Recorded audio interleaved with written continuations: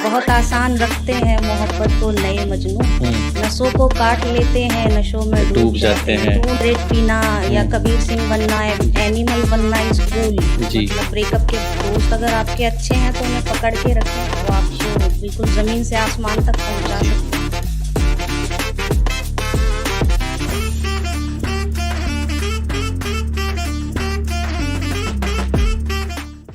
Hello दोस्तों, कैसे हैं आप सब।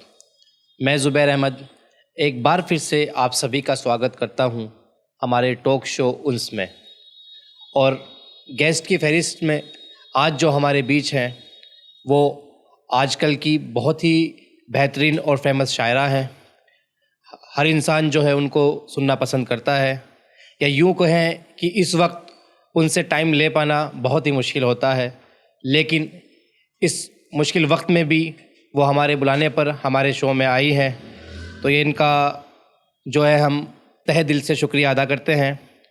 कीर्ति जी, बहुत बहुत स्वागत है आपका हमारे टॉक शो में। शुक्रिया भाई। कैसे हैं आप? मैं अच्छी हूँ भाई। चलिए, अच्छा ही होना चाहिए।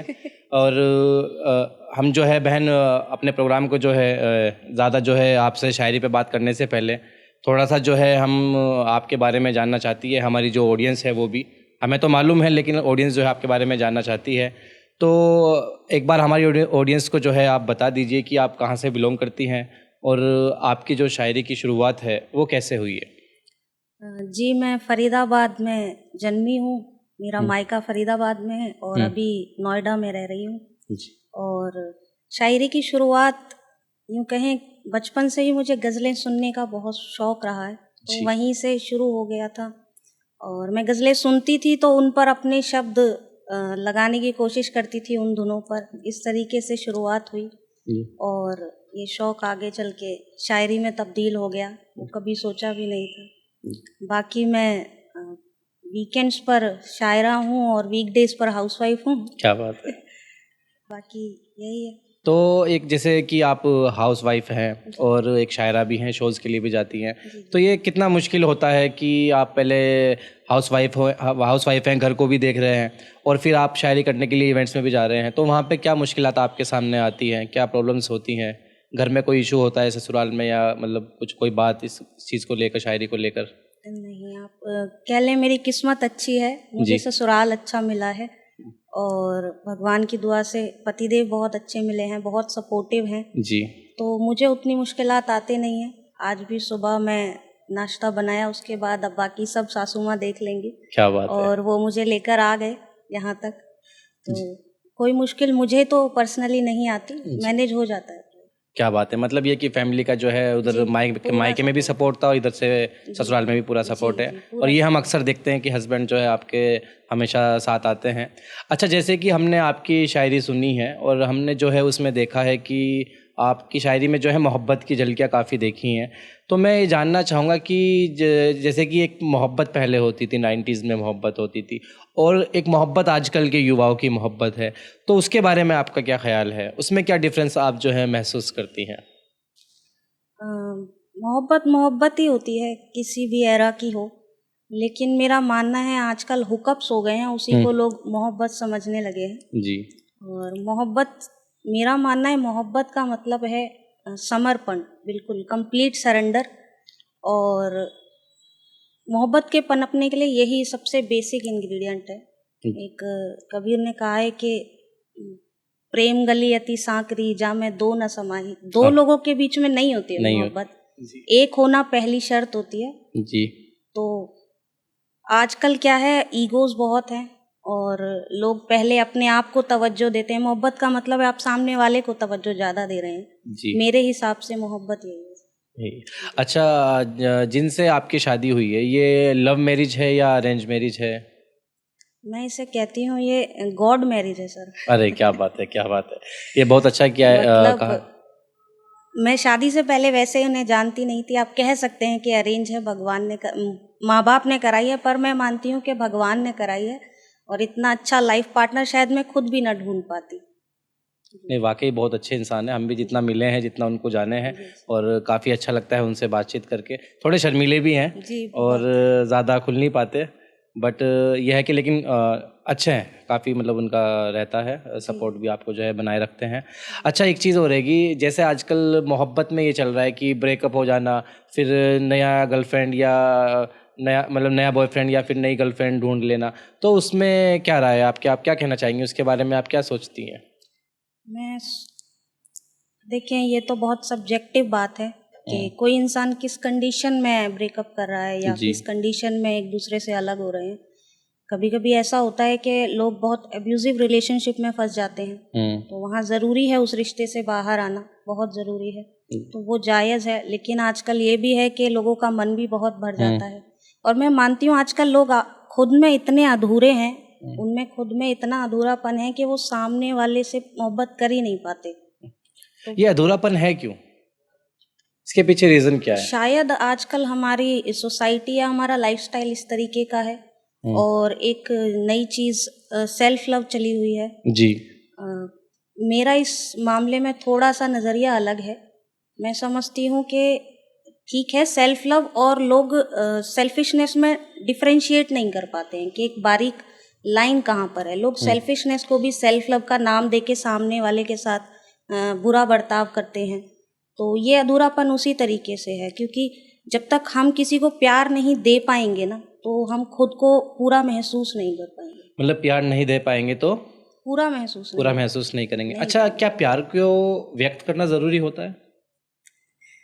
मेरा मानना है कि छुपाना ज़्यादा मुश्किल है, व्यक्त तो अपने आप ही हो जाता है। कोई इंसान प्यार में हो, उसकी बॉडी लैंग्वेज बता देगी कि वो प्यार में है। तो जैसे कहते हैं आजकल की बात बात पर baby I love you, Shona I love you, ये ज़रूरी तो नहीं है ना ऐसा कुछ? क्यों नहीं, कह देने में क्या दिक्कत है? नहीं, कह देने में ठीक है, कोई दिक्कत नहीं है, मैं इस चीज़ को मानता हूँ, लेकिन अगर आप 24 घंटे बात कर रहे हो, 24 घंटे में आप यही कहो कि बाबू कैसे हो, शोना कैसे हो, ये वो, मतलब इतना ज़रूरी तो नहीं है ना, अगर मेरा देखा जाए। सवाल ये है ही नहीं। मुझे मौका मिले जितनी दफ़ा, मैं उतनी दफ़ा उनको बोलूँगी कि हाँ, मुझे तुमसे मोहब्बत है, और कम पड़ जाएगा मैं जितना वक्त उनसे कह सकूं। मुझे ये लगता है कि ये वक्त निकालना ज़्यादा ज़रूरी है कि मैं उनसे कह सकूं कि हाँ, मैं आपसे प्यार करती हूँ। मुझे अगर 100 बार कहना पड़े तो मैं 100 बार कहूँगी। बहुत खूब। तो मतलब ये है, वाकई जैसी आपकी शायरी में जो चीज़, जो मोहब्बत झलकती है, वो आपकी बातों से जो है मालूम हो रहा है, और वाकई आपका जो प्यार है वो आजकल के बच्चों जैसा नहीं है। ये वाकई आप पुराना प्यार, ये आपके संस्कार ले लो, आपके घर वालों ने जो आपको संस्कार दिए हैं उनको आप फॉलो कर रही हैं। ये बहुत ही मतलब अच्छा लग रहा है आजकल के ज़माने में, इतनी मोहब्बत देख के, इतना इश्क देख के।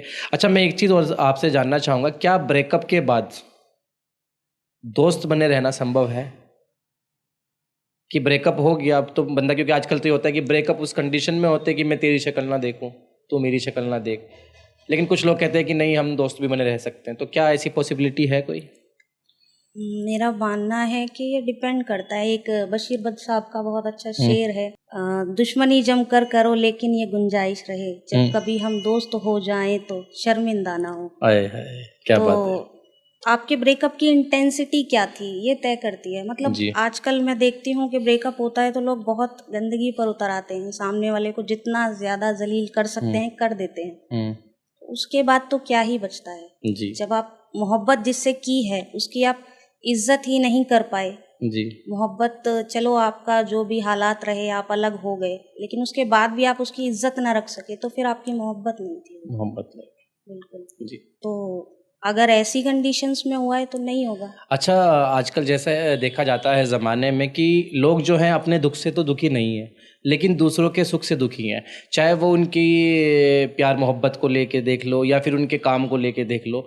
तो ऐसे हालात में भी कई बार मिसअंडरस्टैंडिंग की वजह से जो है ब्रेकअप हो जाते हैं, तो ब्रेकअप होना या फिर डाइवोर्स हो जाते हैं। तो क्या वो जो ब्रेकअप हुआ हो उसके बाद, क्योंकि अगर उसने सच्चा प्यार किया तो ऑब्वियस सी बात है वो भी परेशान रहेगा, वो भी परेशान रहेगी, तो क्या उसके बाद दोबारा प्यार होना उसी के साथ या दोबारा मिल पाना संभव है? डिपेंड करता है आपकी फीलिंग्स कितनी ज़्यादा थी उस इंसान के लिए। मैंने बहुत से अपने फ्रेंड्स देखे हैं, बहुत केसेस देखे हैं जहाँ लोगों ने बहुत बुरी तरीके से ब्रेकअप्स भी किए हैं, फिर दोबारा से पैचअप्स किए हैं बहुत, क्योंकि उनकी जो फीलिंग्स हैं वो ख़त्म नहीं होती हैं, या यूँ कह लें ऑब्सेशन होता है उन्हें एक दूसरे के साथ। बाकी मुझे नहीं लगता मोहब्बत में ब्रेकअप होते हैं। अच्छा, ये बात भी बिल्कुल सही है, और जहाँ मोहब्बत है वहाँ ब्रेकअप होना भी नहीं चाहिए, होना मुश्किल ही लेकिन होता पता नहीं मुझे क्यों लग रहा है कि मैं आज आपसे जो है ज़्यादा ब्रेकअप और मोहब्बत पे ही बातचीत करूँ।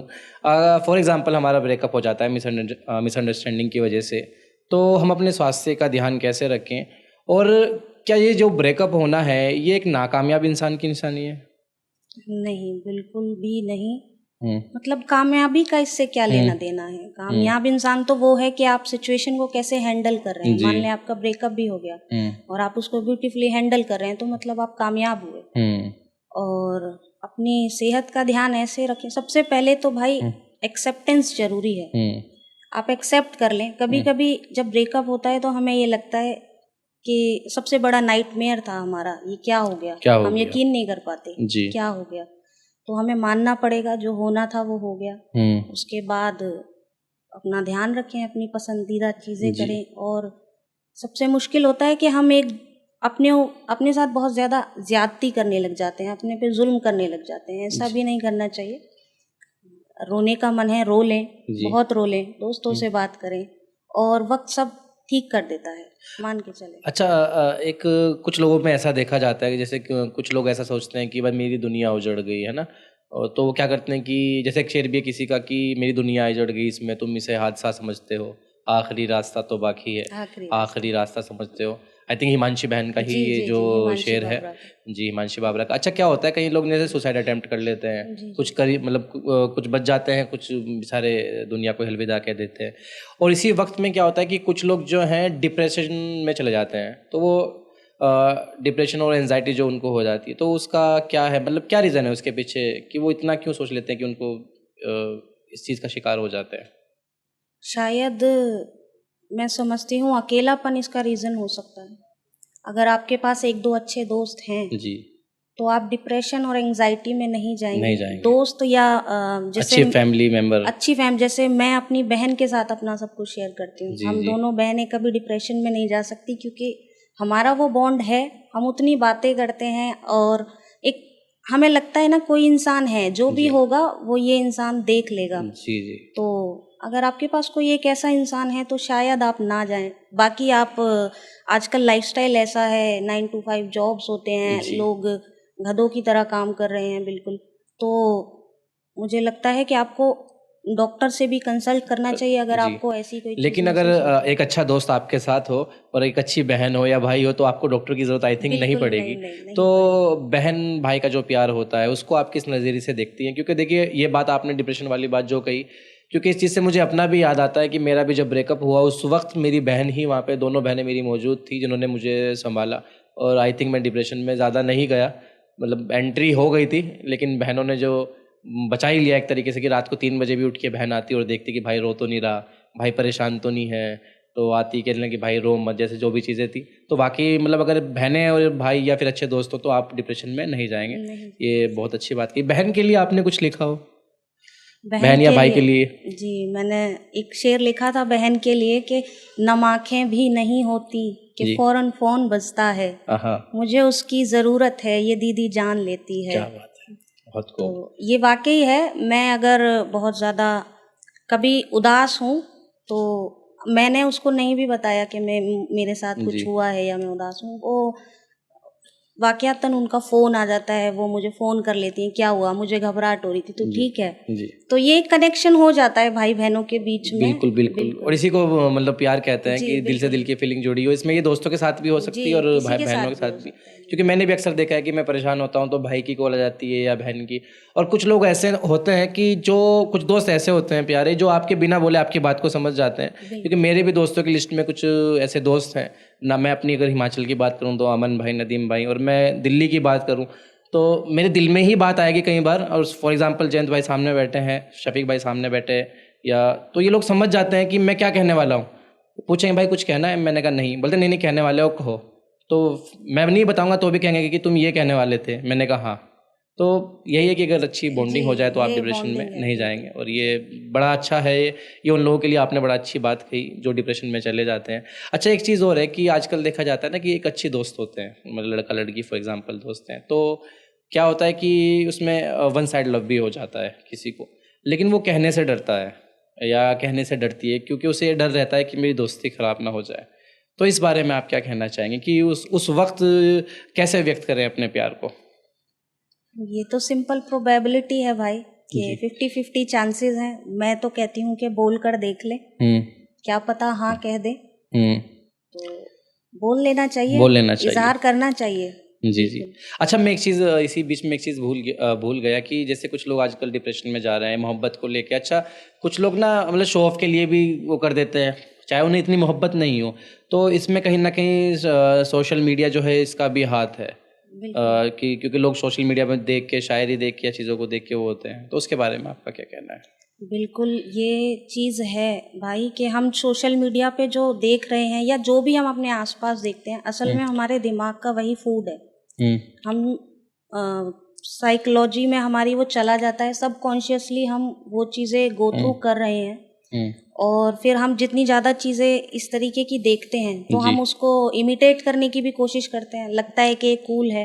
इसमें मैंने शेर भी लिखे थे कि विरह से कांप जाते हैं, वफा से ऊब जाते हैं, मोहब्बत के महासिल से मुकर क्या खूब जाते हैं, बहुत आसान रखते हैं मोहब्बत को नए मजनू, नसों को काट लेते हैं, नशों में डूब जाते हैं। तो उनको यही लगता है कि शराब पीना, सिगरेट पीना या कबीर सिंह बनना, एनिमल बनना इज कूल। मतलब ब्रेकअप के बाद इसी तरीके की हरकतें करनी चाहिए, और ऐसा नहीं है। ब्रेकअप के बाद या किसी भी तरीके से जब आपका दिल टूटता है तो वो आपको क्या दे सकता है जिंदगी में, कहाँ पहुंचा सकता है, अगर आप सही रास्ता इस्तेमाल करें तो आपको उसकी खबर भी नहीं है।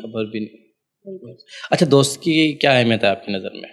दोस्त की बहुत अहमियत है। मेरी बहुत सारे दोस्त हैं, बहुत सारी सहेलियां हैं जी, और मैं समझती हूँ हमारे चरित्र का बहुत बड़ा हिस्सा जो है हमारे दोस्त बनाते हैं। क्या बात। कैसे लोगों में रह रहे हैं, ये हम कैसे बनेंगे, तो ये दोनों चीज़ें बहुत इंटर रिलेटेड हैं और बहुत एक दूसरे पर असर करती हैं जी। तो दोस्त अगर आपके अच्छे हैं तो उन्हें पकड़ के रखें, वो आपको बिल्कुल ज़मीन से आसमान तक पहुंचा सकते हैं। बाकी एक चीज़ और मैं ये ऐड करना चाहूँगी कि कभी कभी ऐसा होता है कि हम बुरी संगत में भी फंस जाते हैं। अब वो जो दोस्त होते हैं वो बचपन के दोस्त होते हैं, फिर हमें ये गिल्टी फील करते हैं या स्टिग्मा लगता है कि यार दोस्तों को छोड़ दिया, लेकिन वो आपसे कुछ बुरे काम करवा देते हैं, तो हमें ऐसे दोस्तों को भी तुरंत छोड़ देना चाहिए। सही है। तो अभी हमारी जो ज़्यादा बातचीत हो रही है शायरी के अलावा दोस्ती, परिवार, बहनों के बारे में हो रही है। दोस्त के बारे में आपने बता दिया। आपने एक चीज़ बताई मुझे कि आप अपनी बहन के मतलब ज़्यादा क्लोज हैं, तो कुछ उनके बारे में बताइए। उनके बारे में क्या बोलूँ, वो मतलब देवी है वो मेरी नज़रों में तो, और यूँ समझे मैं जो हूँ वो उन्हीं की वजह से हूँ। मैं अपने यहाँ पर बिहेवियर या अपने कैरेक्टर की बात कर रही हूँ, जो मेरा चरित्र निर्माण है। कहते हैं बड़ी बहन दूसरी माँ होती है, बेशक वो है, उन्होंने मुझे ऐसा पाला है। मुझे अब भी याद है जब हम बहुत छोटे हुआ करते थे, हालांकि वो मुझसे बहुत बड़ी नहीं है, बस 2 साल बड़ी है जी। हम छोटे हुआ करते थे तो रात को सोते वक्त हम दोनों बहनें इंट्रोस्पेक्शन किया करती थी, मतलब पूरे दिन में आज हमने क्या बुरा किया, क्या अच्छा किया। ये बहुत अच्छी बात है और ये इंसान को करना चाहिए, बिल्कुल ये बहुत ज़रूरी है। तो हम किया करते थे। तो कभी वो बताती थी आज मैंने फलानी लड़की को ऐसे बोल दिया, बुरा बोल दिया, या मैंने उसकी कॉपी छीन ली, तो फिर हम डिसाइड करते थे कि कल हम जाके उसको सॉरी बोल देंगे। तो ये सब चीज़ें, ये छोटे छोटे बिहेवियर से जो हमारे अंदर बड़ा चेंज आता है वो बहुत अच्छा होता है, और वो सब मेरी बहन की देन है कि उन्होंने मुझे एक अच्छा इंसान बना दिया। बहुत खूब। वाकई बड़ी बहन और बड़े भाई का होना जो है आपके लिए, हर इंसान के लिए बहुत फ़ायदेमंद होता है, क्योंकि वहीं से जो है आपको काफ़ी कुछ चीज़ें सीखने को मिलती है। अगर आपका बड़ा भाई या बड़ी बहन सही राह पे नहीं है तो जाहिर सी बात है कि बहुत कम चांसेस रहते हैं कि आप भी सही राह पे जाएं, लेकिन बड़े भाई बड़ी बहन जो है काफ़ी साथ देते हैं और ये काफ़ी अच्छा है। अच्छा, एक चीज़ है कि आजकल ना ये आम हो गया कि हर घर में जो है लड़ाई झगड़े रहते हैं। मतलब हर दूसरे घर की कहानी यही है, क्योंकि अगर हम किसी से शेयर करेंगे कि यार मेरे घर में लड़ाई झगड़े हो रहे हैं तो पता लगेगा कि वहाँ पे उससे ज़्यादा है। तो इसका बच्चों पर क्या असर पड़ता है? इसका बच्चों पर बहुत असर पड़ता है। असल में भाई मैंने बीएड की है तो उसमें हमारा सब्जेक्ट होता है चाइल्ड साइकोलॉजी जी। तो उसमें सारे बच्चों के बिहेवियरल पैटर्न्स बताए जाते हैं, कब से कब तक बच्चों के दिमाग पे कितना असर किस चीज़ का पड़ता है जी। तो जो छोटे बच्चे होते हैं वो, आप उससे अगर कहेंगे बैठ जा या अच्छे से बात कर, वो नहीं करेगा। जी बच्चे देखते ज़्यादा हैं, ऑब्जर्व ज़्यादा करते हैं, वो बड़ों को इमिटेट करते हैं। जी तो अगर आप अच्छा बिहेवियर कर रहे हैं तो आपको बच्चे को कहने की ज़रूरत नहीं पड़ेगी कि अच्छे से कर ये चीज़, जी वो ऑटोमेटिकली अच्छे से करेगा। तो ये बहुत छोटी छोटी चीज़ें जो हम नेग्लेक्ट करते हैं, हमें लगता है बच्चा है, इसको क्या समझ आ रहा है, जी और हम घर में शोर शराबा या कलेश जो भी रखते हैं, जी। लेकिन उसका बच्चे की साइकोलॉजी पर बहुत असर पड़ता है। जी। तो यही है कि अपने आप सही रहो जी, तो बच्चे भी जो हैं सही रहेंगे। खुद और आप जैसे हैं, बच्चे मिरर हैं, रिफ्लेक्शन है, जी एक टर्म आती है, बिल्कुल ये जी बोलते हैं कि किड्स आर मिरर। जी तो वो मिरर हैं और आप अपना आईना देख रहे हैं, यूं समझें। अगर जी आपका बच्चा उस उम्र में कुछ गलत कर रहा है, गाली दे रहा है जी या किसी को धक्का मार रहा है, मारपीट कर रहा है या चिल्लाकर बात कर रहा है, जी तो वो आप हैं, वो आपका बच्चा नहीं है। अच्छा नहीं है, बिल्कुल। अच्छा, तो जो ये झगड़े होते हैं इनको हम कम कैसे कर सकते हैं? क्या मतलब इसके पीछे क्या वजह रही इसके पीछे जो है क्या वजह होती है कि इतने लड़ाई झगड़े होते हैं? मुझे लगता है भाई, प्यार की कमी। जी मैं ये समझती हूँ, रिश्ते में किसी भी रिश्ते में अगर प्यार है ना, तो आपके झगड़े होंगे ही नहीं, आपकी अंडरस्टैंडिंग खुद ही बिल्ड हो जाती है। अब मैं अपनी बहन से इस बात पर झगड़ा नहीं करती कि तूने मुझे फ़ोन क्यों नहीं किया। अगर किसी इंसान से मैं प्यार नहीं करती तो मैं उसके साथ वो कैलकुलेशन रखूँगी जी कि उसने इतनी बार किया, उसने मुझे इतना पूछा, मैं उसको उतना दूंगी। जी लेकिन जब रिश्ते में प्यार होता है तो वो ये कंपटीशन वाली चीज़ नहीं आती। आजकल मैं ये भी देखती हूँ कि जो रिलेशनशिप्स होते हैं उनमें लोग एक दूसरे को कंपटीशन की तरह देखते हैं। जी असल में हम टीम हैं, हमें ये सोचकर चलना पड़ेगा कि हम टीम हैं, एक आगे जाएगा तो सब जाएंगे। सब चाहिए। तो परिवार का मतलब ही वही होता है कि आप एक टीम की तरह काम करें। लेकिन आजकल सब में होड़ है, जी जी मियाँ बीवी से होड़ कर रहे हैं, बीवी मियाँ से होड़ कर रही है कि हाँ, मियाँ बीवी की होड़ से मुझे याद आया, आजकल अक्सर देखा गया है ज़माने में कि लव मैरिज हुई हुई है, ठीक है, बड़ा प्यार था, भाग के शादी की है, घर वालों से लड़के शादी की है, लेकिन फिर भी कुछ वक्त के बाद उनमें कुछ ऐसी प्रॉब्लम्स आ जाती हैं, रहते साथ ही हैं, शायद ज़माने को दिखाने की वजह से कि देखो हम प्यार के बाद जो है शादी के बाद अलग नहीं हुए, लेकिन पता लगता है कि हस्बैंड का कहीं और चक्कर चल रहा है या वाइफ का कहीं और चक्कर चल रहा है। तो इसके पीछे क्या कमी रह जाती है कि ऐसा क्यों होता है, जबकि आपकी शादी ही लव मैरिज हुई है, वो भी घर वालों से लड़के? शायद से अंडरस्टैंडिंग ही नहीं होती होगी, या ऐसा होता है भाई कि जब आप प्यार में होते हैं, किसी रिलेशनशिप में होते हैं, जब तक आपको वो चीज़ मिली नहीं होती है आपको, तब तक वो बहुत अच्छी लगती है। जी असल जो रिलेशनशिप स्टार्ट होता है वो जब आप साथ रहने लगे तब स्टार्ट होता है। तब स्टार्ट होता है। बहुत छोटी छोटी चीज़ें होती हैं जो आपको सामने वाले की बियर करनी पड़ती हैं, जो आप पहले नहीं कर रहे थे। किसी के साथ रहना 24 घंटे बहुत बड़ी बात होती है। और जो चीज़ आप पहले नहीं देख रहे थे, वो इंसान आपसे दिन में 1-2 घंटे मिल रहा था, जी बाकी आप अपने स्पेस में थे, जी तो आपको वो बुरा नहीं लग रहा था, आपको बहुत अच्छा लग रहा था। लेकिन अब आप एक दूसरे के स्पेस में घुस चुके हैं जी तो आपको दिक्कतें पैदा हो रही हैं। और मेरा मानना है शादी का मतलब ही है कि आप उन दिक्कतों से जूझ कर आगे बढ़ सकें एज अ टीम। जी तो वो शायद वो नहीं कर पाते जी जी और ईगो क्लैशेस होते हैं और फिर लड़ाइयाँ और लड़ाई फिर होती है। अच्छा, एक चीज़ और, मैं आपसे इतनी सारी बातचीत चल रही है इस बारे में, मुझे ना एक बात याद आ रही है, काफ़ी टाइम पहले की मेरे जहन में आई थी और मैंने सोचा था कि मैं कुछ इस पर लिखूंगा, लेकिन मैं आज तक लिख नहीं पाया, 8-10 साल हो गए इस चीज़ को। एक वक्त था कि जब 14-15 साल की उम्र में शादी कर दी जाती थी, लेकिन उसके बाद गवर्नमेंट ने एक दायरा बना दिया था कि 18 या 21 साल वाला जो दायरा बना दिया था, तो उस वक्त जो शादी होती थी वो माँ बाप की मर्ज़ी से होती थी, तो उससे इंसान जो है बिगड़ने से बच जाता था। आई थिंक मेरा ये मानना है, मतलब उस वक्त जो शादी हो गई वो एक लीगल तरीका हो गया, वो एक पाक रिश्ता बन गया।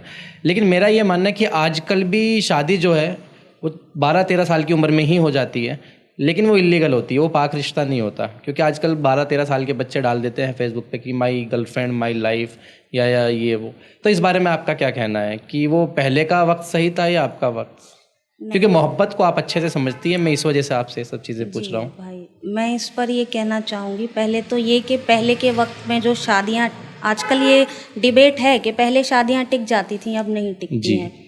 तो इस पर मैं ये जोड़ना चाहूँगी कि पहले शादियाँ इसलिए टिक जाती थी क्योंकि दबाव समाज का बहुत था। जी आपको कुड़ कर जीना है, मर कर जीना है, लेकिन इसी के साथ जीना है। तो मैं इसे सही नहीं मानती हूँ, मैं इसे गलत मानती हूँ कि क्या अगर कोई आदमी आपको पीट रहा है, मार रहा है, या कोई औरत आपसे बदतमीजी कर रही है, फिर भी आपको उसी के साथ रहना है। जी जी। तो ये चीज़ें, इतना अब्यूज़ झेल कर अपनी ज़िंदगी पूरी काट देना, जी तो ये तो ठीक नहीं है। बाकी आप जिसकी बात कर रहे हैं माई बेबी शोना, तो देखिए एक एज होती है जिसके बाद हमारे अंदर वो फीलिंग्स आने लगती हैं जी और हमें लगता है कि हमारा कोई साथी होना चाहिए। जी। तो अच्छा है, प्यार से गुजरना चाहिए, ब्रेकअप से गुजरना चाहिए, ये चीज़ें ज़िंदगी में आगे बहुत काम देती हैं। जी लेकिन शादी एक बहुत, मैं कहती हूँ, बड़ा एग्रीमेंट है। जी। आप उसको उस एज, उस मैच्योरिटी के साथ तभी आप एग्रीमेंट है। जी बिल्कुल। तो इस पे मतलब एक बार अच्छे से प्रकाश डालिए इस चीज़ पे भी। एग्रीमेंट है, मतलब मैं समझती हूँ शादी आप कर रहे हैं किसी से, तो आप इतने परिपक्व होने चाहिए, इतने मैच्योर होने चाहिए कि आप ये समझ सकें कि मैं सामने वाले की नीड के अकॉर्डिंग अपने बिहेवियर चेंज कर सकता हूँ। जी जी, दो लोग बिल्कुल सेम नहीं होते, लेकिन वो एक दूसरे के साथ अच्छे से जी सकेंगे तभी जब आप दूसरे की भी नीड्स को समझेंगे। जी। ये नहीं कि यानी कि एक दूसरे की ज़रूरत को समझना ज़रूरी है। समझना बहुत ज़रूरी है, एक दूसरे की इज्जत करना ज़रूरी है। ये नहीं कि मैं तो ऐसा ही हूँ, तेरे को चलता है तो ठीक। जी जी जी। ये वाला एटीट्यूड आप शादी में नहीं ला सकते। जी जी जी जी जी। मतलब आप इस टाइम में, मुझे आपकी बातों से लग रहा है कि माशाल्लाह आप जो हैं एक ओपन विचार रखने वाली लड़की है। आई थिंक आप फेमिनिज़म को सपोर्ट करती होंगी, आपके विचारों से ऐसा लग रहा है। और मैं इस बात पे आऊँगा, फेमिनिज़म वाली बात पे भी आऊँगा, लेकिन हम अभी मुझे ऐसा लग रहा है कि ये सीरियस मैटर कुछ ज़्यादा ही चल गया है। तो इससे हटके कुछ हम वाकई वापस जो है शायरी पे आते हैं। अच्छा, एक भारत दर्शन के नाम से आपकी कोई रचना है, एक जो रचना है, उस पर कुछ प्रकाश डालिए, उसके बारे में कुछ बताइए, हमें भी बताइए और हमारी ऑडियंस को भी बताइए। जी, वो मैंने भारत के लिए लिखी थी कविता। मतलब वो बहुत छोटी कविता है, भारत की व्याख्या तो कोई कर ही नहीं सकता। इतनी विविधताओं से भरा हुआ हमारा देश है, बिल्कुल, इतने प्यार मोहब्बत वाला, गंगा जमनी तहजीब वाला हमारा देश है जी। तो एक मेरी छोटी सी कोशिश थी बस अपना ट्रिब्यूट देने की अपनी भारत माँ को। और बड़ी, वो एक मेरी ऐसी कविता है कह लें या पंक्तियां हैं कि मुझे जिसमें बहुत वक्त लगा था लिखने में। तो एक बार हमारी ऑडियंस को जो है सुनाइए, मुझे भी सुनने का मौका मिल जाएगा अच्छे से। जी, मैं सुना देती हूँ कि हम मनु अनंती वंशज हैं, हम सभ्यताओं में अग्रज हैं, हम सभ्यता सिंधु घाटी की, पैदाइश आर्य माटी की, ये जड़ें पुरातन युग युग से है, धर्म सनातन युग युग से। हम सतलुज हैं, रावी हैं, हम प्राचीनतम काशी हैं, हम दुर्गम थार मरुस्थल हैं, हम गंगा का पावन जल हैं, हम हिंद महासागर से लेकर वृहत हिमालय पर्वत हैं। हम गर्वित हैं, हम भारत हैं, हम गर्वित हैं, हम भारत हैं। भूमि हम तर्क और ज्ञान की हैं, उत्पत्ति योग और ध्यान की हैं।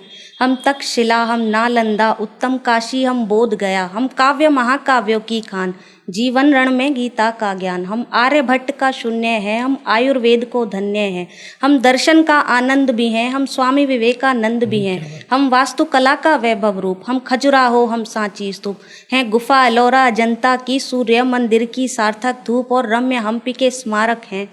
हम गर्वित हैं, हम भारत हैं, हम गर्वित हैं, हम भारत हैं।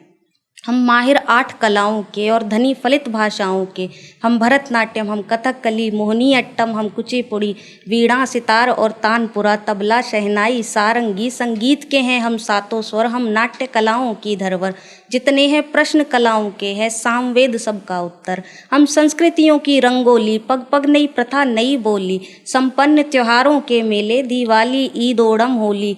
हम विविधताओं की एकता हैं, गंगा जमनी के द्योतक हैं। हम गर्वित हैं, हम भारत हैं, हम गर्वित हैं, हम भारत हैं।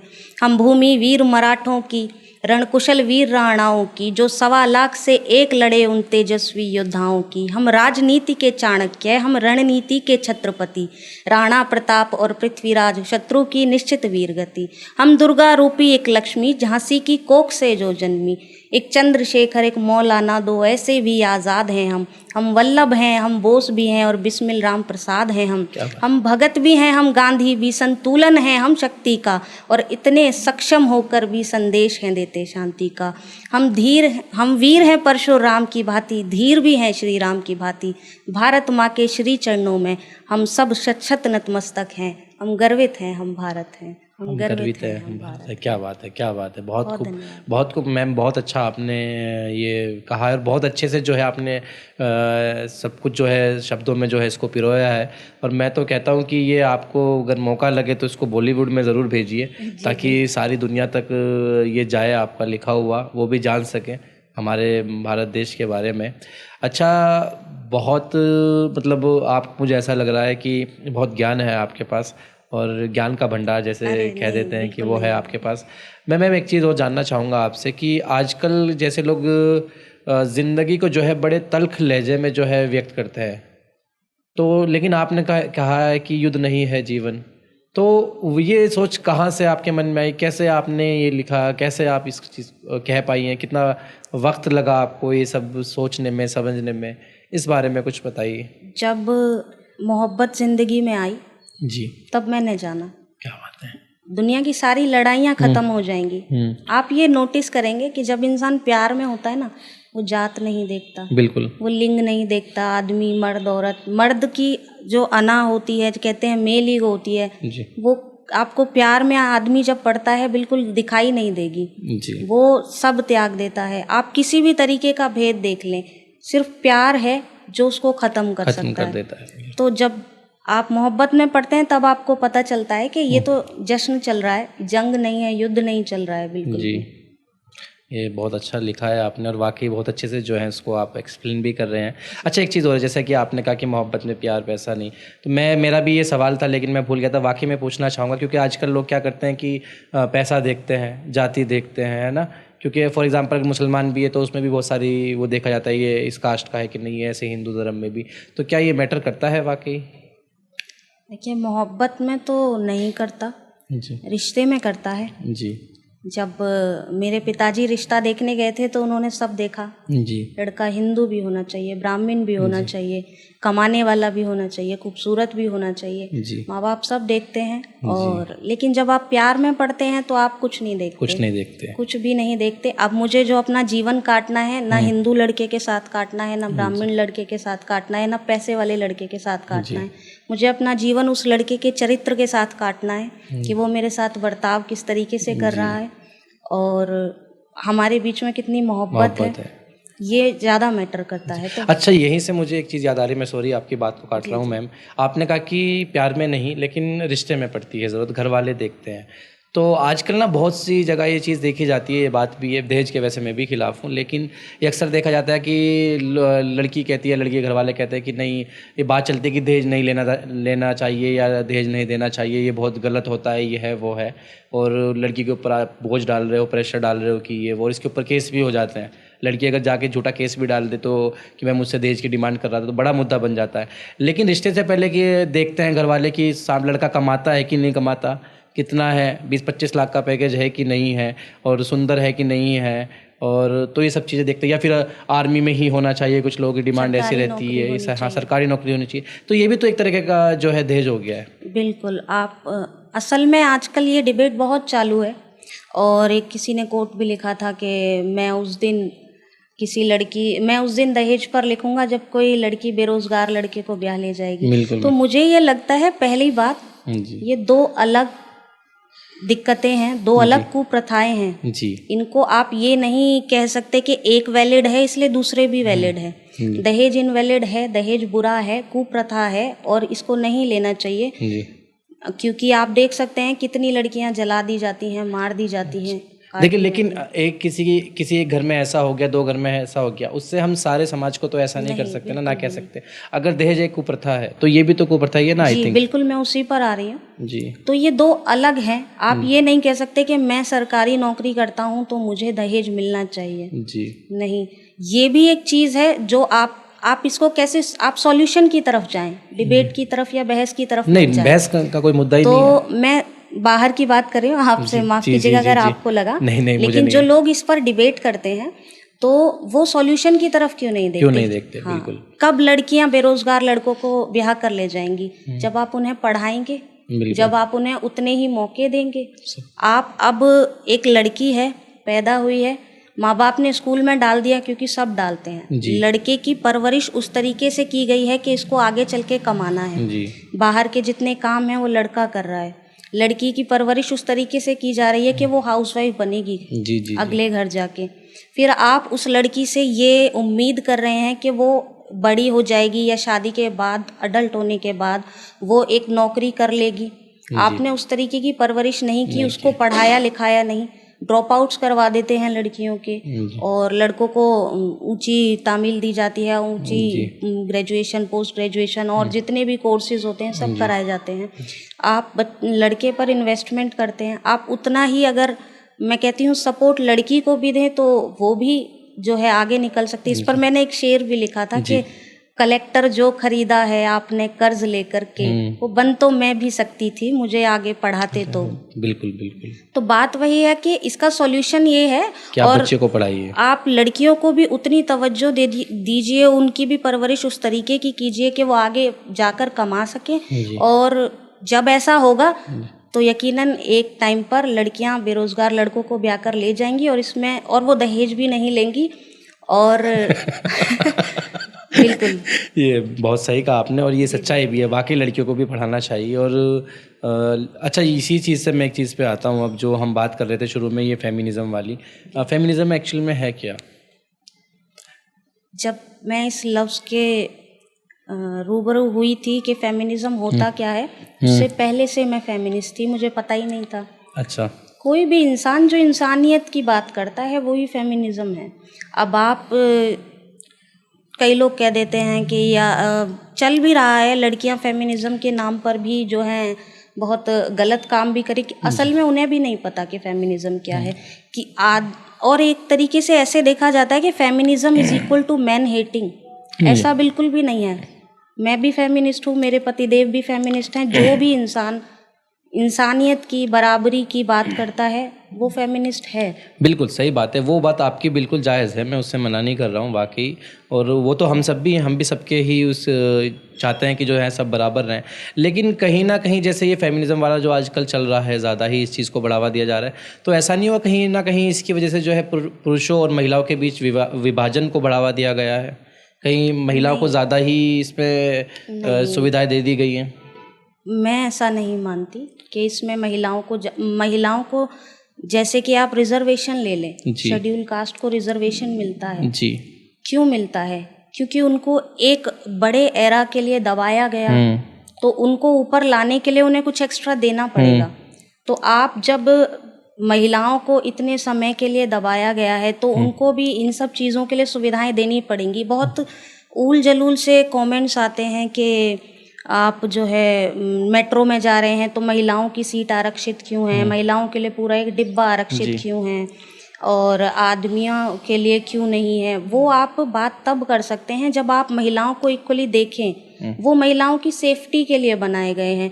आप किसी मेट्रो के डिब्बे में चढ़ेंगे और एक महिला चढ़ेगी, एक भरे हुए डिब्बे में आप चढ़ते हैं और एक महिला चढ़ती है, तो आप क्या समझते हैं कि किसको ज़्यादा सुरक्षा का मांदा रहेगा, किसको ज़्यादा खतरा है अपनी सुरक्षा का? अच्छा, एक चीज़ देखिए कि जैसे हमने बचपन से सुना है कि बूंद बूंद से घड़ा भरता है ना? ठीक है, फेमिनिज्म ने जो है कहीं ना कहीं ऐसा कुछ जगहों पे हुआ है कि पारंपरिक जो पारिवारिक जो संरचना थी उसको कमज़ोर किया है कहीं ना कहीं।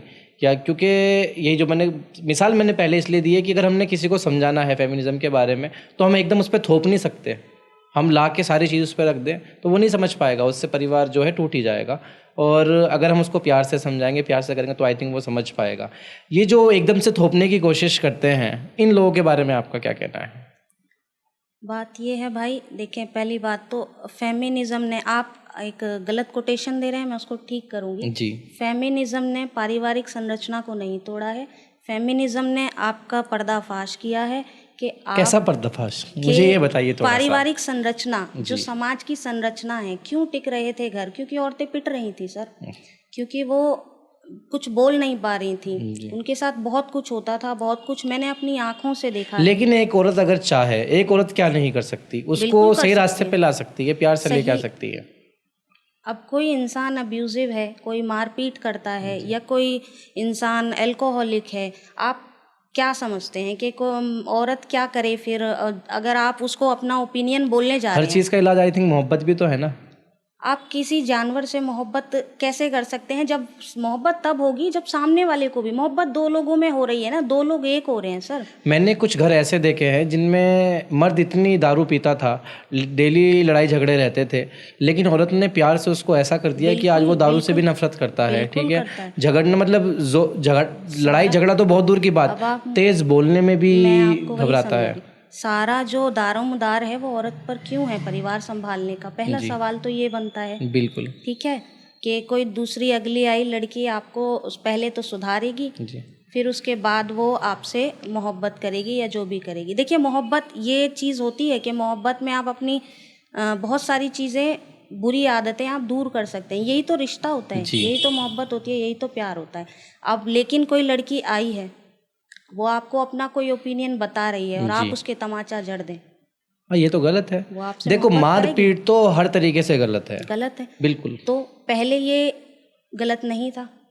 इतने मैं आपको घर बता सकती हूँ, मैंने अपनी आंखों से देखे हैं जहाँ मतलब औरतों में जो है ये पेट्रियार्की इतनी अंदर डीप रूटेड है कि वो औरतें बोलती हैं कि हाँ आदमी है तो मारेगा। इस तरीके के मैंने घर देखे हैं, इस तरीके की मैंने औरतें भी देखी हैं, और ये चीज़ें बहुत नॉर्मल हैं। आप आज के टाइम में बोलेंगे तो अब नॉर्मल आपको लगेंगी, लेकिन जो हमारे पुराने, हमारी जनरेशन थी, हमारे बाप दादा वाली जो जनरेशन थी, उनके लिए ये कोई बड़ी बात नहीं होती थी। तो नारीवाद ने औरतों को सपोर्ट दिया है, और अगर औरतों को सपोर्ट देने से या उनका ये चीज़ें सहन ना करने से आपकी पारिवारिक संरचना गिर रही है, तो आप अंदर झांकें। मैं फेमिनिस्ट हूँ और मेरा घर बहुत अच्छा चल रहा है। लेकिन मैं फिर भी लास्ट में आपकी बात को काट के मैं यही बात कहूँ, क्योंकि ये वो मुद्दे हैं जिन पे अगर जितनी भी बात कर ले उतनी कम है। मैं सिर्फ यही कहूँगा कि फेमिनिज्म भी वहाँ तक बेहतर है जहाँ पर उसका मिसयूज़ ना किया जाए। हर चीज़ वहाँ तक। अच्छा, एक चीज़ और, इसमें अगर ऐसा होने लगे कि फॉर एग्जाम्पल किसी लड़की ने किसी लड़के पे झूठा केस किया है, ठीक है, और भले ही वो केस 5-10 साल चले, और अगर ये साबित हो जाए कि लड़की ने झूठा केस किया था, तो मैं चाहता हूँ, मेरा ये मानना है कि उन लड़कियों को सज़ा मिलनी चाहिए। जो केस किया है उन्होंने, उसके अकॉर्डिंग उतनी ही सज़ा फिर उसको मिलनी चाहिए। बिल्कुल मिलनी चाहिए। आप मानहानि का दावा कर सकते हैं, अभी भी है ये रूल, आप कर सकते हैं बिल्कुल। लेकिन उसमें भी एक वक्त लग जाता है ना। जब मान आपने फॉर एग्जाम्पल आ गया कि आपने लड़के पे झूठा केस लगाया था, तो वहीं क्लियर हो गया मेरे हिसाब से। तो वहाँ पे सिर्फ ये होना चाहिए कि मैं सिर्फ मानहानि का मैं वो सेटिंग करूँ, उनको वहीं सजा मिले। लेकिन उसमें भी वक्त लगता है, काफ़ी वक्त लग जाता है उसमें भी। पहले तो अपने आप को बचाने के लिए केस लड़ो, ठीक है, फिर आपको मानहानि वाला लड़ो। इतने में पता लगा कि आपके जो पोते थे वो भी जवान हो गए, बाप बन गए। वो भी लीगल सिस्टम का एक फॉल्ट कह सकते हैं कि अगर किसी भी, मैं समझती हूँ किसी भी गलत करने वाले को अगर सजा नहीं दे पा रहा है तो हमारे लीगल सिस्टम का फॉल्ट है ये तो। बिल्कुल बिल्कुल। और ये केस चीज़ें इसलिए बनाई गई थी कि जो औरतों के साथ हो रहा है, आज भी आप देख लें, रेप केसेस हर 16 मिनट में कहते हैं एक रेप होता है भारत में जी। तो आप, और ये वो हैं, हर रेप केस रजिस्टर नहीं होता। अच्छा, इसमें वाकई ये आपने जो बड़ी बात कही कि हमारे जो है लीगल उसका जो है फॉल्ट है। अगर ऐसा कानून बना दिया जाए ना कि वाकई में कि रेप केस जो है वो सच है, ऑब्वियस सी बात है, जो सच होते हैं वो अलग दिख जाते हैं, क्लियर है, उनको तुरंत अगले दिन ही जो है लटका देना चाहिए। मेरा तो ये मानना है जी, क्योंकि कुछ अरब कंट्रीज में जो है ऐसा है कानून कि, लेकिन हमारे यहाँ पे नहीं चाहिए, बिल्कुल होने चाहिए। अच्छा, आजकल जो सबसे ज़्यादा लड़ाई झगड़े होते हैं ना परिवार में, मेरा ये मानना है वो सबसे बड़ी जो प्रॉब्लम है वो ईगो की है। जी बिल्कुल, मैं वही बोल रही हूँ। जब दो बड़ी ईगो और छोटी सेल्फ एस्टीम वाले लोग रिश्ते में आते हैं ना भाई, तो बहुत कलेश होते हैं और वो रिश्ते नहीं बच पाते, क्योंकि उनका पहला रिस्पॉन्स होता है अपनी ईगो बचा ले। ईगो बचा, रिश्ता नहीं बचाना चाहते वो। वो गलत हो या सही हो, वो ईगो ही बचाएंगे, वो पॉइंट प्रूफ करेंगे। बाइसनेस उनकी अपने लिए इतनी होती है कि वो अपना पॉइंट प्रूफ करना चाहते हैं, बस इधर से उधर से कैसे भी फैक्ट्स जोड़ के उन्हें अपना पॉइंट प्रूफ करना है। लेकिन जब दो लोग मोहब्बत में होते हैं ना, तो वो ये सोचते हैं कि यार मैंने ही ज्यादा कर दिया, मेरी गलती होगी, तब रिश्ता चलता है। मैं भी अक्सर ऐसे करता हूँ जी। खैर चलिए, ये बातें सीरियस बातें बहुत हो गई हैं, बहुत ज़्यादा इसमें हमने बातचीत कर ली है। और एक आपकी वो शायरी है कि वो 4-6 मजनू वाली, वो क्या सोच कर लिखी थी आपने? एक बार प्लीज़ सुनाइए उसको एक बार। हाँ, इसका असल में लोग, खैर शायरी का खुद जो इंसान पढ़ता है अपना मतलब खुद निकालता है, तो शायर जो होते हैं वो सामने वाले पर छोड़ देते हैं कि कैसे निकाल ली हैं। आप इसका मतलब कैसा निकालेंगे। जी। तो ये थी कि हर एक लड़की के पीछे हैं कम से कम 4-6 मजनू, ना होकर भी वो होगी बेवफा कुछ एक फसानों में। तो इसके पीछे स्टोरी ये है कि मैंने एक मतलब मेरी फ्रेंड है, तो उसका वो मतलब पता भी नहीं था, और एक लड़का उसने अपने दोस्तों में ये अफवाह फैला रखी थी कि ये जो है मेरी गर्लफ्रेंड है। तो वो कभी कॉपी किताब उससे मांग लेता था तो वो दे देती थी, तो वो दोस्तों को बोलता था मैं बात करके आया हूँ और इस तरीके से। तो और हमें बहुत बाद में जाकर पता चला कि किसी थर्ड उसके मतलब पर्सन ने, लड़की ने उससे बोला कि तेरा उसके साथ क्या कहते हैं रिलेशनशिप है वो। तो उसने कहा कौन, उसको नाम तक भी नहीं पता था वो तो जनरली तो। और फिर बाद में वो उसने उसकी ब्रेकअप की खबरें फैला दी कि ये जो है ब्रेकअप हो गया। तो उस पर मैंने लिखा था कि एक लड़की है उसके पीछे 4-6 मजनू हैं, वो पीछे पीछे बैकग्राउंड में क्या कर रहे हैं बेचारी को पता भी नहीं है जी। तो उस पर बस ये शेर कहा था कि क्या बात है जी। मतलब काफ़ी विचार जो हैं काफ़ी अच्छे से ऑब्जर्व करके जो है आप अच्छे से लिखती हैं। जी, जी। अच्छा, जब आप एक शायरा हैं और माशाल्लाह वेल नोन शायरा हैं, सब जानते हैं, तो हर शायर या शायरा जो भी होते हैं लिखने वाले राइटर, उनका भी कोई फेवरेट जो है शायर होता है जिनकी शायरी वो पसंद करती हैं। आपके फेवरेट शायर कौन से हैं जिनको आप अक्सर सुनती हैं, सुनना पसंद करती हैं, बचपन से सुनती आई हैं? जी, असल में मैं गज़लें सुनती बहुत हूँ, और मतलब मैं पढ़ती कम हूँ, सुनती ज़्यादा हूँ। जी। जो जगजीत सिंह जी ने गाई हैं या पंकज उधास साहब ने गाई हैं या नुसरत फ़तेह अली खान मेरे पर्सनली फेवरेट हैं। जी, सबके तो फेवरेट। जी, तो उन्हीं के एक गज़ल ये है, निदा फ़ाज़ली जी ने लिखी है कि हर तरफ हर जगह बेशुमार आदमी, फिर भी तन्हाइयों का शिकार आदमी। ये पूरी गज़ल मुझे बहुत पसंद है। और एक फना बुलंदशहरी साहब मुझे बहुत पसंद है, और सना अकबर आबादी। इन सब से मैं तभी रूबरू हो पाई जब मैं नुसरत साहब की कव्वालियाँ सुनती हूँ। जी, तो जी। उनका भी फना अकबर आबादी साहब का फना बुलंदशहरी साहब का मेरा एक फेवरेट जी। शेर है कि ये पूरी गज़ल ही बहुत अच्छी है। उसका ये शेर मेरा बहुत पसंदीदा है कि घर बनाए किसी सहरा में मोहब्बत के लिए, जी। शहर वालों से ये जोगन नहीं देखी जाती। हाय हाय। अच्छा, इन सबसे जो है मुतासिर हो के आपने जो पहला शेर या गज़ल या कविता लिखी हो वो आप हमें सुनाइए एक बार। पहली तो असल में मुझे याद भी नहीं है, मैंने बहुत स्कूल टाइम में कभी अच्छा, लिखी थी। बड़ी शायरा है तो भूल जाती हैं अक्सर। नहीं, मतलब उस टाइम पर फ़ोन हुआ नहीं करते थे, जी। कॉपी डायरियों में कभी लिखी जी, थी जी। तो वो अब कहीं खो गई है और मेरे दिमाग से भी खो गई है, ऐसे याद नहीं रखी। आपकी फेवरेट जो हो वो आप सुनाइए। मैं अपनी फेवरेट, सारी ही मेरी फेवरेट हैं क्योंकि बच्चों की तरह होते हैं हमारे शेर, हमारी बिल्कुल। गज़लें हमारी। फिर भी मैं एक सुना जो देती आपके हूँ। हस्बैंड को ज़्यादा पसंद हो। उनको भी सभी पसंद है, कभी मैंने पूछा भी नहीं, पर मैंने उनके लिए उनको आप पसंद है ना, इसलिए सभी पसंद है उनको। जी जी तो जी। इस लेकिन फिर भी एक उनको कोई असल फेवरेट शायरी। बताऊं, गज़लों का या शायरी का कोई शौक नहीं है, इन चीज़ों में हम बहुत डिफरेंट हैं। ओके। मैं गज़लें सुनती हूँ, उनको डिक्चिक डिक्चिक वाला म्यूज़िक ज़्यादा लेकिन पसंद है। फिर लेकिन फिर भी ऐसा होने के बावजूद भी वो आपको इतना सपोर्ट करते हैं और जी जी हर जी बार जो है आपको साथ में लेके आते हैं जी और जी जी, पूरा ख्याल भी रखते हैं। बिल्कुल और सिर्फ यही रिस्पॉन्सिबिलिटी नहीं निभाते वो कि आपको प्रोग्राम में लिया है, बिठा बिल्कुल दिया। मैं बिल्कुल। देखता हूँ कि अक्सर खाने पीने का हर चीज़ का ध्यान जी जी जी रखते हैं वो आपकी। तो फिर भी कोई तो फेवरेट होगी, या जी। चलो आपकी ही जो भी आपको अच्छी लगती है, जो याद हो आपको, वो आप एक बार सुना मैं दीजिए। उनके लिए ही लिखी थी, वही सुना देती हूँ जी। आपको कि इश्क के हर जाविये को आजमाना चाहती हूँ, उम्र भर लिख कर के गज़लें गुनगुनाना चाहती हूँ। इसका शेर है कि वो मेरी खातिर ये दुनिया जीत लाना चाहता है, वो मेरी खातिर ये दुनिया जीत लाना चाहता है, और मैं उसके सदके दुनिया हार जाना चाहती वाह हूँ। वाह वाह वाह वाह वाह वाह वाह, बहुत खूब। और और चाहता है वो हमारा इश्क दुनिया याद रखे, हाँ, मैं हमारे इश्क में हर शय भुलाना चाहती क्या हूँ। बात है। और छोड़ 16 सोमवार इस बार मैं 64 रखूंगी, हाय हाय। छोड़ 16 सोमवार इस बार मैं 64 रखूंगी, जन्म जन्मों तक तुम्हें अपना बनाना चाहती हूँ। वाह वाह वाह, बहुत खूब बहुत खूब। मतलब ये कि बहुत ज़्यादा प्यार करती हैं आप अपने हस्बैंड से। बहुत। इसके अलावा और कुछ जो आप सुनाना चाहें, क्योंकि हमारी ऑडियंस जो है उन्होंने स्पेशल कहा था कि आपसे शेर व शायरी सुने हम, और लड़ाई झगड़े वाली हमारी बातचीत तो बहुत सारी हो गई, तो आप ऐसा ही कुछ पहली सुनाएं। बात तो ये लड़ाई झगड़े वाली बातचीत नहीं थी, ऐसे बातचीत से ही सुलझेंगे। जैसे हम जिस जनरेशन में भाई पले बड़े हैं ना, जी वहाँ लड़कों और लड़कियों के बीच में बहुत दूरी रखी गई है। ना आप मेरी मुश्किलात जानते हैं, ना मैं आपकी जानती हूँ। इस पर मैंने एक शेर भी ये लिखा था कि सोहबत बुरी है उनकी, पहले तो ये सिखाना, फिर लड़कियों की खातिर लड़का तलाश करना।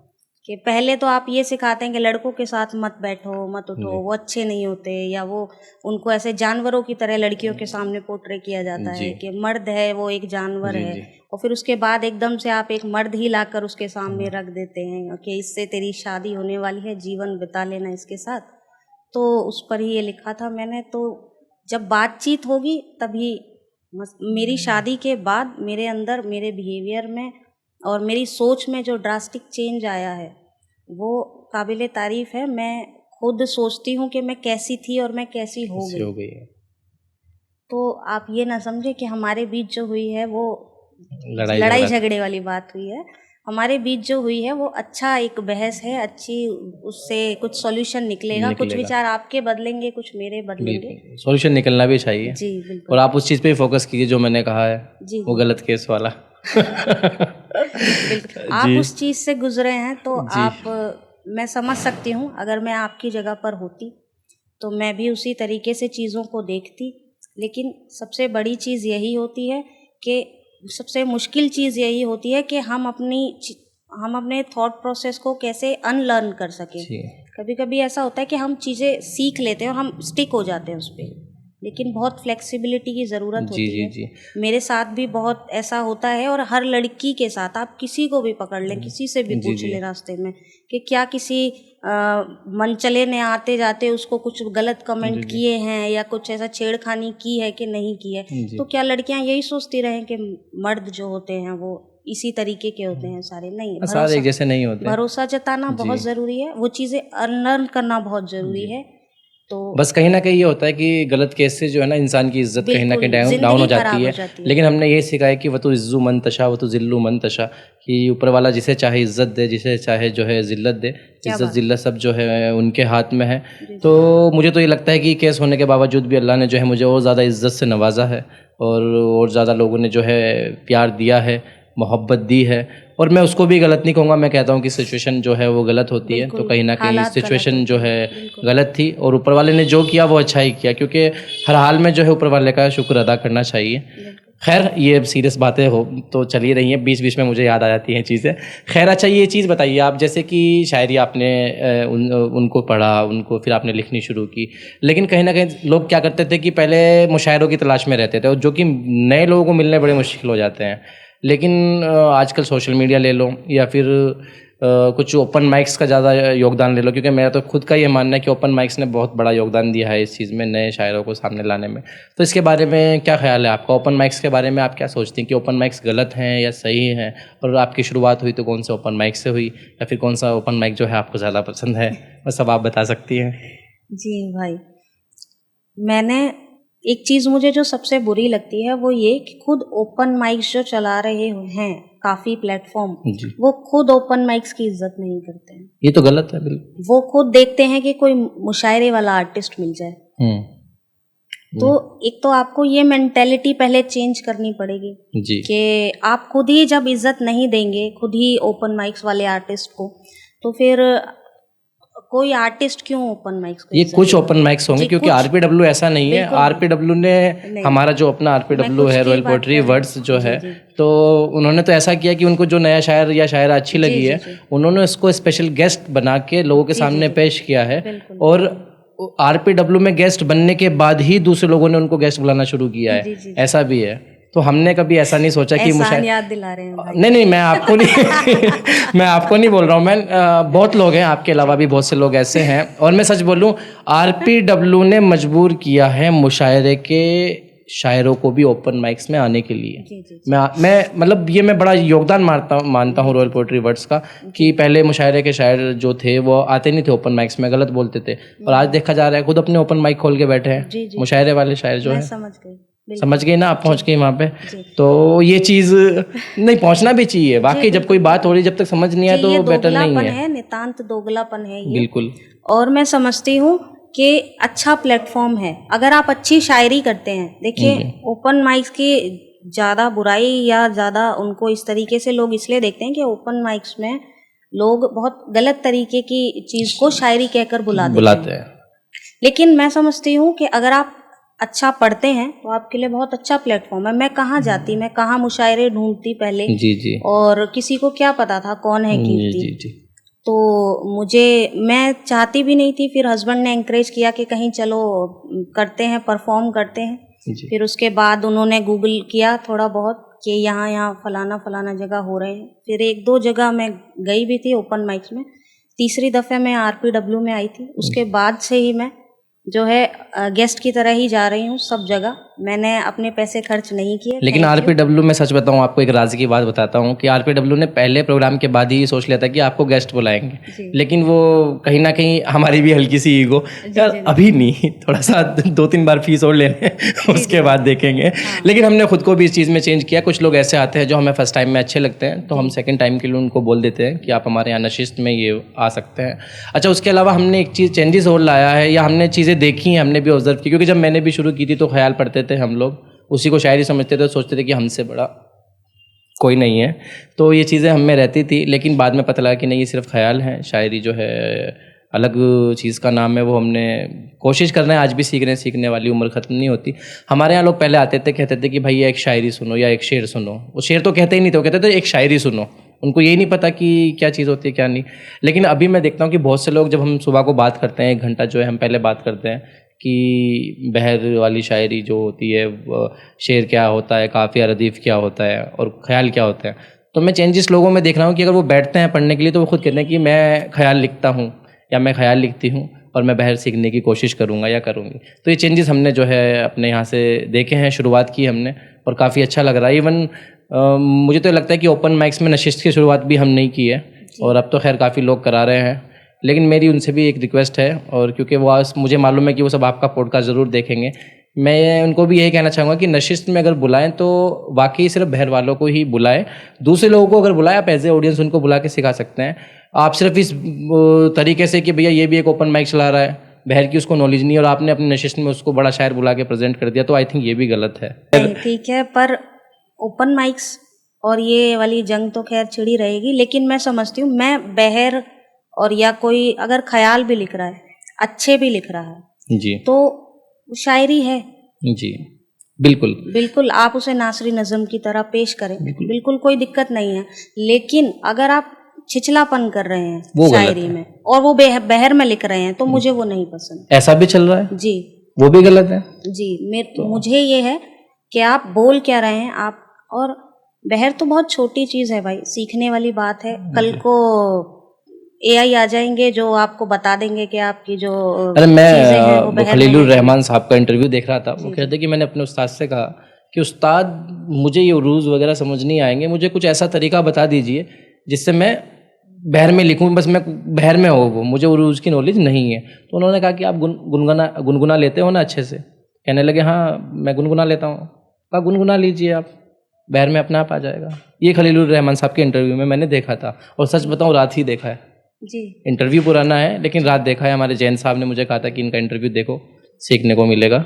मुझे भी बहर पहले नहीं आती थी, आप मानेंगे नहीं। मैंने ऐसी बहुत गज़लें बहुत पहले लिखी हैं जो मुझे पता भी नहीं था बहर क्या चीज़ होती है, और मैंने वो लिखी हैं क्योंकि मेरे साथ ऐसा था कि मैं सुनती बहुत थी, तो वो जो रिदम्स होती है ना, एक रिदम होती है, वो आपकी सबकॉन्शियस में बैठ जाती है। अब मैं ख्याल भी सोचती हूँ तो वो मेरे रिदम में आते हैं। तो बाद में एक दो में करती हूँ क्योंकि कभी कभी रिदम इधर उधर हो जाए एक आध लफ्ज़, तो वो करना पड़ता है। और अब ज़्यादा लोग जानने लगे। अरे रिदम से मुझे याद आया, आपने वो फैजलवा वाला भी लिखा था कुछ, फैजल फुजल, वो भी वो सुनाइए एक बार मुझे। मैं पता बड़ा सीरियस हो गया था, मुझे याद आ गया वो सुनाइए एक बार।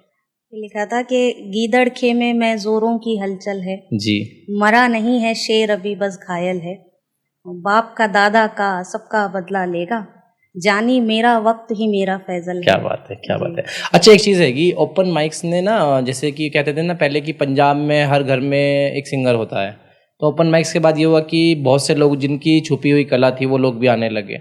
तो अच्छा, कई चीज़ें ऐसी देखी जाती हैं कि कोई वेल नोन शायर नहीं है, उसने बड़ा अच्छा शेर कह दिया, बड़ा अच्छा मिसरा कह दिया, और जो फेमस शायर हैं वो उनके मिसरे को उठा के मोड़ तोड़ के अपना बना लेते हैं। उनके बारे में आप क्या कहना चाहेंगे? क्योंकि मेरा एक दोस्त है, खेकड़ा से है, सन्नी सेंटी करके, उसका बड़ा अच्छा एक शेर है वाकई, और वो शेर वो बहर में ही है कि मैं कुछ ऐसा करके कि उसने कपड़े उतार फेंके थे, मैं भी पर्दा निकाल लाया हूँ। तो इसी को एक बड़े शायर ने, जो बड़े कवियों के साथ पढ़ चुके हैं, मुशायरे इवन टीवी के प्रोग्राम भी कर चुके हैं, उन्होंने उसको घुमा के अपना बना लिया। ऐसे लोगों के बारे में आप क्या कहना चाहेंगे? अब ये तो जानने वाली बात है कि उन्होंने जानबूझकर ऐसा किया है या ऐसा हो गया। मैं शायर हूँ, मैं आपको बता रही हूँ कि कितने इमोशंस हैं, कितने ख्याल हैं, थोड़े ही हैं, आपस में टकरा भी जाते हैं कभी कभी। लेकिन ऐसा होना, जैसे वो तो टकरा जाते हैं सबके साथ है, उसमें वो हो सकता है क्योंकि इतने लोग हो गए। अब मैं वेल नोन नहीं हूँ, आप वेल नोन हैं, हमने मुशायरा मतलब हमने कोई नशिश साथ में पढ़ी, ये तीसरे जो हैं इन्होंने हमें बुला लिया, अब आपने मुझे वहाँ सुन लिया और आपने देख लिया ये तो वेल नोन नहीं है, आपने 2 दिन बाद ही उसको चेंज करके कर दिया, ये तो मैं कहूँगा ना कि चुराया है। चोरी का कब तक खाएंगे? हाँ, कभी तो अपना करना पड़ेगा, कमाना पड़ेगा। बिल्कुल बिल्कुल बिल्कुल, ये तो है। चलिए खैर, बातें जितनी हम करें उतनी कम है, और मैम आपसे बात करना वाकई बहुत अच्छा लग रहा है, काफ़ी कुछ जो है आपसे सीखने को मिला है। जाते जाते 1-2 शेर कोई और अच्छे से जो हैं, अच्छे सभी हैं, जैसे कि आपने कहा कि आपके सारे शेर अच्छे हैं, तो 1-2 शेर हो जाए कोई। मेरे सारे शेर अच्छे बुरे तो डिसाइड करेंगे, लेकिन मेरे पसंदीदा हैं। जी, आपके पसंदीदा है, और वाकई होने भी चाहिए। मैंने भी जो कुछ लिखा है ना वो मेरा पसंदीदा है, जो वो पहले के ख्याल थे या कुछ भी था, लिखा तो मैंने ही है ना, जी जी, पसंद से लिखा था ना, तो पसंदीदा है, बात खत्म। जी जी, ठीक है, मैं सुना देती हूँ। एक ये सुने गजल के, रूह तक रास्ता बनाया जा रहा है, रूह तक रास्ता बनाया जा रहा है, जिस्म को जरिया बनाया जा रहा है, जख्म पर नई आंख पर बांधी है पट्टी, चोट को अंधा बनाया जा रहा है, और नस्ल को इस भीड़ का आदी बनाकर असल में तन्हा बनाया जा रहा है, और पाप को अंजाम देने के लिए अब धर्म को जरिया बनाया जा रहा है। जिंदगी का मैल है ये शायरी भी, मैल से पैसा बनाया जा रहा है। क्या बात है, क्या बात है, क्या बात है। तो कीर्ति जी, बहुत अच्छा लगा आपसे बातचीत करके, बहुत कुछ जो है आपसे सीखने को मिला है, और एक बार हमारे जो फॉलोवर्स हैं जो उनसे जो है रिक्वेस्ट कर दीजिए आप एक बार थोड़ा सा हमारे चैनल को फॉलो सब्सक्राइब करने के लिए। जी बिल्कुल, धन्यवाद पहले तो भाई आपका मुझे बुलाने के लिए, और आप सभी R2W को फॉलो करें, सब्सक्राइब करें। अच्छा, हमारा जो पॉडकास्ट शो का नाम है वो है उन्स जी, इसके लिए भी तो आप लोग उन्स को भी फॉलो करें, सब्सक्राइब करें, और बहुत अच्छी पहल आपने की है, और कि शायरी में भी आप पॉडकास्ट लेकर आए हैं, और बहुत अच्छा लगा आपसे बात करके और विचारों का आदान प्रदान करके। शुक्रिया, बहुत बहुत शुक्रिया मैम आपका भी आने के लिए। तो दोस्तों, ये थी हमारे साथ हमारे बीच शायरा कीर्ति जी, जो कि काफ़ी अच्छी शायरा है। इनसे बातचीत करके बहुत अच्छा लगा, बहुत कुछ इनसे सीखने को मिला है, और मेरी भी आप सबसे यही रिक्वेस्ट है, जितने भी फॉलोवर्स हैं जो शादीशुदा भी होंगे और गर्लफ्रेंड बॉयफ्रेंड वाले भी होंगे, कि कभी भी कुछ भी करें लड़कियों को अपने से कम ना समझें, और लड़कियों पर ख़ास तौर से इस चीज़ का ध्यान रखें कि लड़ाई झगड़ा या हाथ उठाना ये बिल्कुल गलत है। ऐसी जो है हरकत आप लोग बिल्कुल मत कीजिए। और आप सभी लोगों को हमारे आज के शो में कौन सा पार्ट जो है ज़्यादा अच्छा लगा वो हमें कमेंट करके बताइए, हमें सुझाव दीजिए कि हम आने वाले वक्त में किसको बुलाएं और उनसे क्या क्या सवालात करें, ये भी आप जो है हमें बता सकते हैं। तब तक जो है आप लोग खुश रहिए, और फॉलो सब्सक्राइब लाइक जो है इंस्टा फेसबुक यूट्यूब पे जो है करते रहिए, शेयर करते रहिए, हमें सपोर्ट करते रहिए। तब तक आप अपने परिवार वालों के साथ खुश रहिए। धन्यवाद। जय हिंद, जय भारत, नमस्कार।